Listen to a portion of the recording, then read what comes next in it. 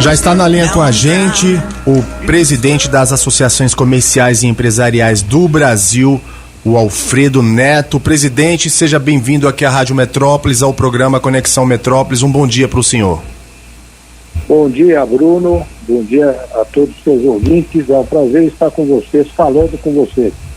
Vamos falar então, presidente, da regulamentação da reforma tributária. É um tema de interesse de todos os brasileiros, principalmente de representantes dos setores de comércio e serviços.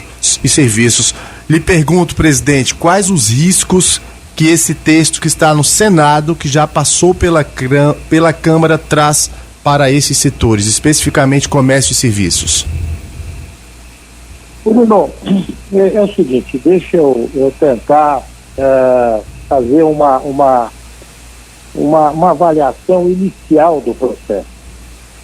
O que nós estamos lutando muito é ter os danos que essa reforma tributária aprovada na Câmara está trazendo ao Simples Nacional. O Simples é um regime diferenciado dado para os pequenos dentro da Constituição de 1988. Portanto, esse regime de tributação diferenciada, dado para os pequenos, é uma definição constitucional. E ela foi, de uma certa forma, totalmente desvirtuada quando da aprovação na Câmara, que você sabe que a reforma tributária também é uma aprovação constitucional, né? Que está, na verdade, quando fizeram, não olharam para o simples, né? Simplesmente, por diversas razões, a gente não sabe como isso foi feito, não foi avaliado dentro da reforma tributária. Dentro da reforma, nós não estamos discutindo se a reforma é boa ou não, se é válida, nós estamos apenas focados em deixar claro que não dá para destruir o simples. E essa reforma tributária passada pela Câmara, que foi feita muito às pressas, não olhou o simples. E agora a gente tem, só para vocês terem uma ideia, você, Bruno, seus ouvintes, no Brasil são mais de 20 milhões de pequenas empresas, micro e pequenas empresas. Imagina o que vai acontecer com todas essas empresas na hora que não deixar mais ser possível você estar dentro da relação tributária dentro do simples. Portanto, nós estamos muito preocupados, muito, e é interessante que tem pessoas do governo que entendem o processo, que acham que devem realmente apertar o simples. Isso é um pouco a visão fiscal, né? A visão fiscalista só pensa em arrecadar e não olha a geração de emprego. Só em julho, mais de 60% dos empregos gerados foram os pequenos que geram. Portanto, Bruno, nós estamos indignados com esse tipo da forma como o governo está tratando o simples. Nós vamos lutar até o fim para não permitir que se destrua o simples. Essa é a nossa luta. Então, presidente, a criação desses tributos, CBS, IBS... sobre a receita. Mas e aí ele paga num boleto único, né? Numa alíquota única. Porque é simples. O pequeno tem que ser simples. Você quer burocratizar, uma burocracia para o pequeno? Existe uma leitura errática. A leitura está equivocada. Nós temos que defender os pequenos, o mundo inteiro defende os pequenos, e aqui eles estão realmente destruindo. Eu, sinceramente, essa volúpia de ter uma arrecadação maior, ela vai destruir empregos. Eu não consigo entender qual é, na verdade, a visão atual do governo. Nós estamos muito preocupados. Nós estamos trabalhando, conversando com os nossos parlamentares, acreditando que no Senado vai haver uma possibilidade de a gente tentar reverter uma condição e possa o Simples conviver com o novo regime tributário, mas realmente, Bruno, é muito preocupante. Alfredo, tudo bem? Aqui é a Gabriela. Eu gostaria de saber como a proposta de regulamentação da reforma tributária, na prática, ela pode afetar a quantidade de créditos tributários que médias e grandes empresas elas obtêm ao comprar de micro e pequenas empresas que usam o Simples Nacional que a gente está falando aqui, e quais são os possíveis impactos sobre a competitividade dos pequenos empreendimentos em relação às empresas maiores ou até estrangeiras. Gabriela, bom dia, tudo bem? Bom dia. Deixa eu te dizer, é complexo, né? Porque é contábil, né? Quando uma empresa grande vai vender um produto, ela se credita do imposto, ou seja, quando a empresa tem um crédito de imposto da operação em cadeia, ela se credita do imposto. A pequena não tem crédito, não se acredita desse imposto, porque ela não recolhe esse imposto. Com isso, ela perde a competitividade.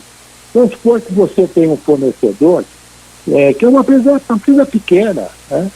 E ela não vai conseguir vender. Eu vou começar a comprar do grande, porque o preço do grande não consegue reduzir, ou seja, utilizar o crédito tributário da operação. Certo. E quais são os principais desafios que a reforma tributária ela enfrenta atualmente para alcançar os objetivos tanto da redução da carga tributária e da diminuição da judicialização tributária? Gabriela, a reforma tributária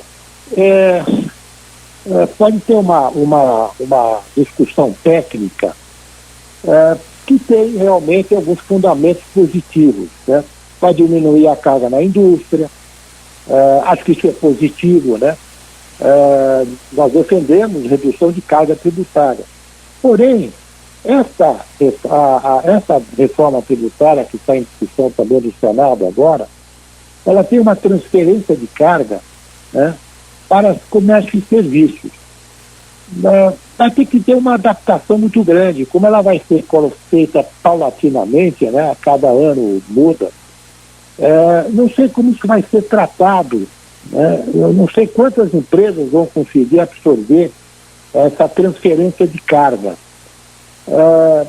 E também a gente tem que entender que quem paga isso é o contribuinte, né? Não é a empresa, né?